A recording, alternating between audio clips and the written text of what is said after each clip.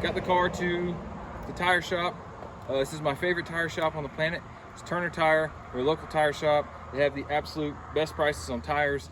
It's really an awesome, no one actually is like happy about having to purchase things like tires for their car, but they make it, it's a really good atmosphere. They make it actually enjoyable because you're glad you're giving money to you know, a local business that does such a great job. They also do other stuff, suspension things. They can probably fix your brakes, and they have an alignment machine, which is definitely what we need because we did an entire rebuild on the front end, a new steering rack, new ball joints, new tie rods. The front end on this thing is definitely not straight. I tried my best, but once I got the wheels on, and I was looking at it the other day, you can definitely tell that the wheels, instead of being straight, are like cocked out to each side. So anytime you're going around a turn, it wants to just yank that way or yank that way. And I know these guys are gonna make it pretty sweet, and we'll be able to drive the car finally without any holdbacks like tearing the tires up because the toe is out. And then of course we can get it on the track, which is the entire purpose of this build.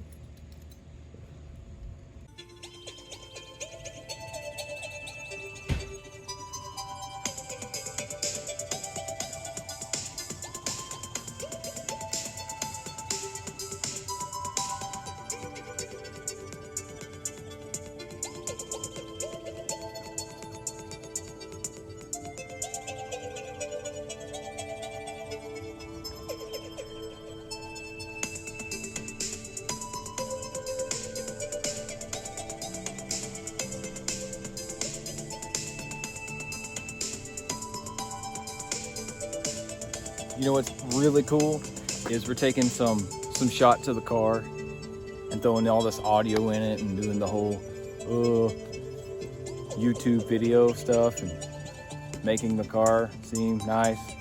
And there's literally like mud dried caked to the window from when we replaced all the weather stripping and fixed the window guides on the track and all that.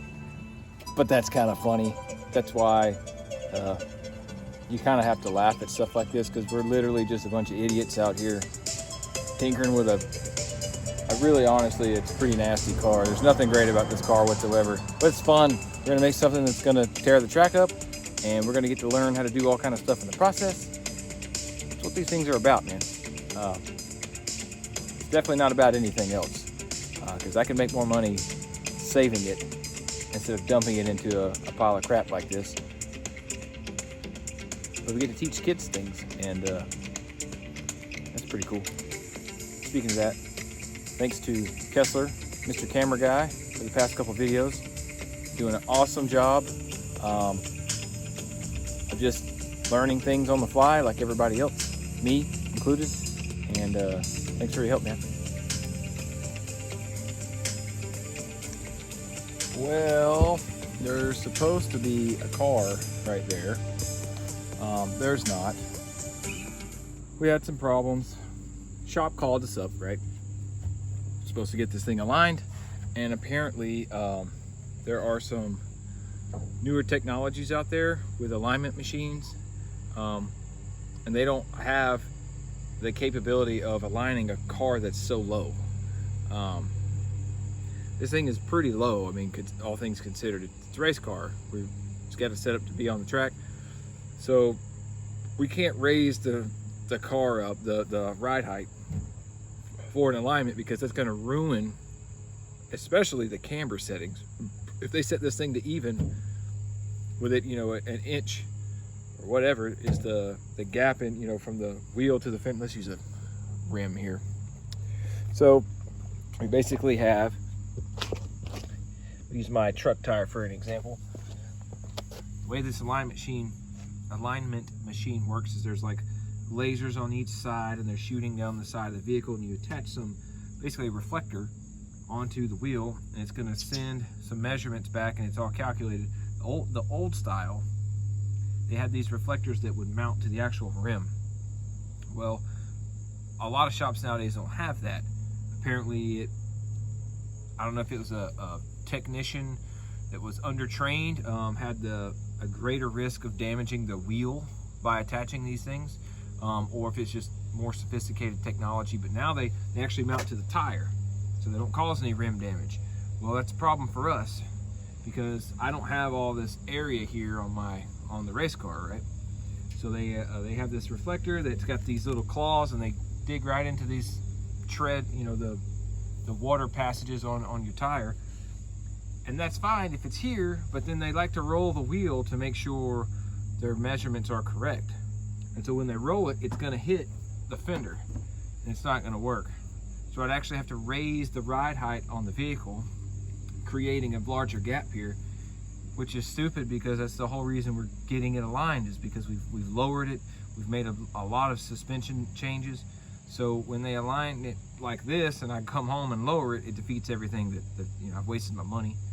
So now we're trying to find, I guess, a company that has a flat alignment machine, not one you actually have to drive up onto, but one that's basically, it's totally flat, which is what we need because the car's so low. But they also use the old style mounts for the reflectors.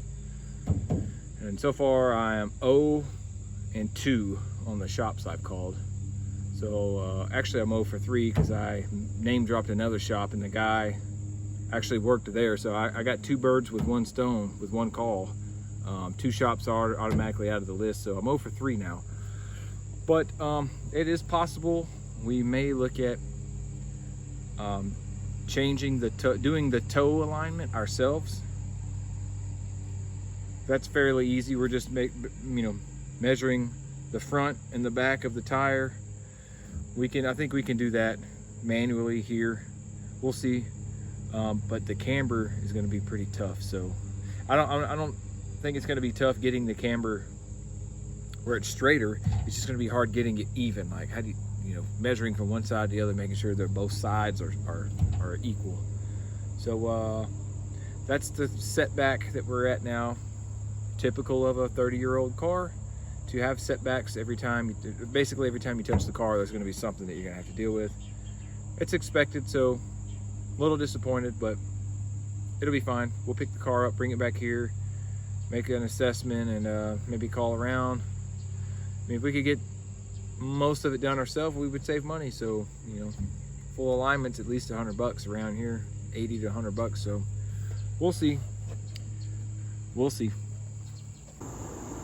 And for the record, we don't know if Kessler ate that booger or not.